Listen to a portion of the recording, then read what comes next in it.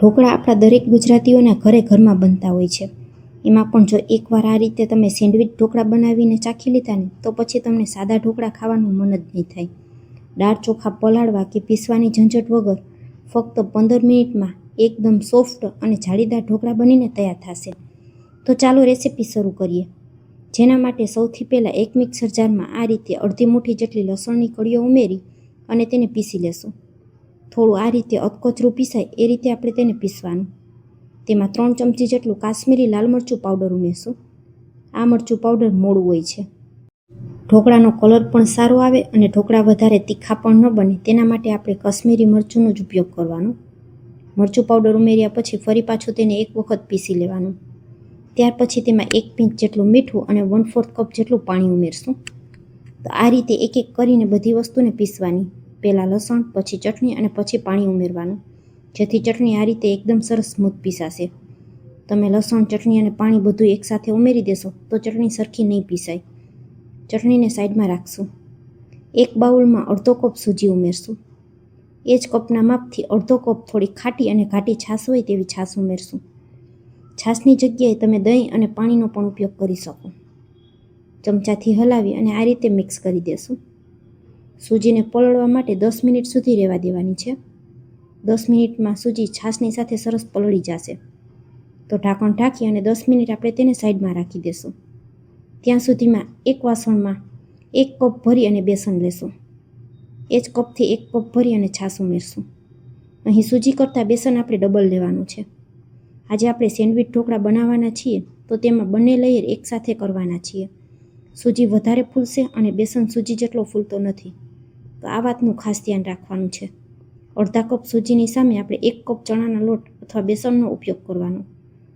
ચમચાથી હલાવી તેને ફેટી લેશું અને હવે તેને પણ 5 થી 7 મિનિટ સુધી ઢાંકી અને રહેવા દેશું. સૂજીને પલળતા 10 મિનિટનો સમય થઈ ગયો છે. ચમચાથી હલાવી અને ચેક કરીએ તો અહીં તમે જોઈ શકશો સૂજી એકદમ સરસ ઘટ થઈ ગઈ છે. ઢોકળા માટે આપણે આટલું બધું ઘાટું બેટર નથી રાખવાનું. તો 3 ચમચી જેટલી ફરી પાછી આપણે તેમાં છાશ ઉમેરી દેશું.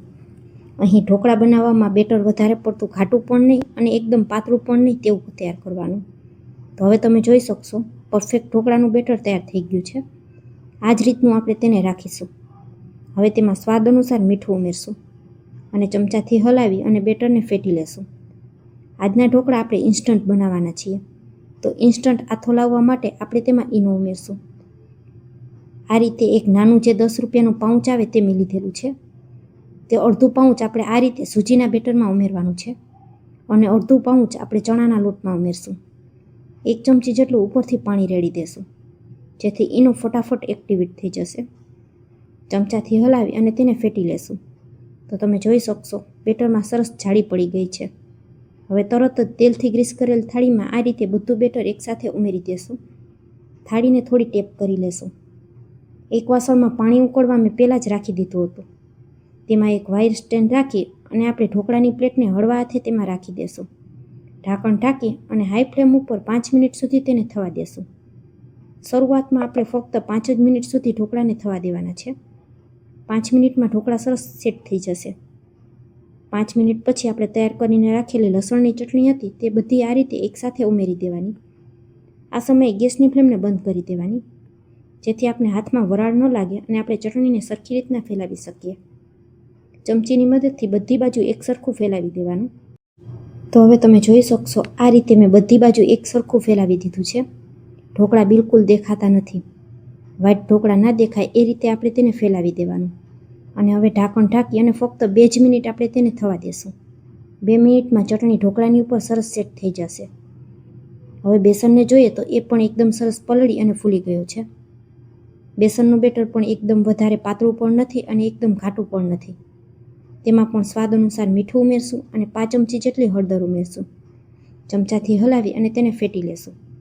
હવે જે આપણે અડધી ચમચી જેટલું ઈનોનું પેકેટ બાકી રાખેલું હતું તેને આ રીતે બેસનમાં ઉમેરી દેવાનું. બંને બેટરમાં આપણે અડધી ચમચી જેટલો જ ઈનો ઉમેરેલો છે. ફરી પાછું ઈનોની ઉપર 1 ચમચી પાણી ઉમેરી અને તેને એક જ દિશામાં ફેટી લેશું. તમારે જો ઈનો ના ઉમેરવો હોય તો તમે તેની જગ્યાએ બેકિંગ સોડા પણ લઈ શકો. ચમચાથી હલાવી અને એક જ દિશામાં ફેટવાનું. તો આ બેટરમાં પણ ઇન્સ્ટન્ટ આથો આવી જશે. હવે આપણે ઢોકળાને ખોલીને જોઈએ તો તેમાં પણ 2 મિનિટ જેવો સમય થઈ ગયો છે અને ચટણી સરસ એવી સેટ થઈ ગઈ છે. તૈયાર કરીને રાખેલું ચણાના લોટવાળું બેટર આ રીતે ઉપરથી રેડી દેશું. ફરી પાછી ગેસની ફ્લેમને આપણે બંધ કરી દેવાની, જેથી આપણે સરખી રીતના ફેલાવી શકીએ. તો કોઈ પણ બાજુ બાકી ન રહી જાય એ રીતે એકદમ હળવા હાથે ચમચીની મદદથી બધી બાજુ એકસરખું ફેલાવી લેવાનું. એકદમ હળવા હાથે ફેલાવાનું છે, નહીંતર નીચેની ચટણી ઉખડવા લાગશે. તો તમે જોઈ શકશો બીજું લેયર પણ એકદમ સરસ બધી બાજુ ફેલાવાઈ ગયું છે. હવે ઢાંકણ ઢાંકી અને હાઈ ફ્લેમ ઉપર 15 મિનિટ સુધી છેલ્લી વખત ઢોકળાને કૂક કરી લેશું.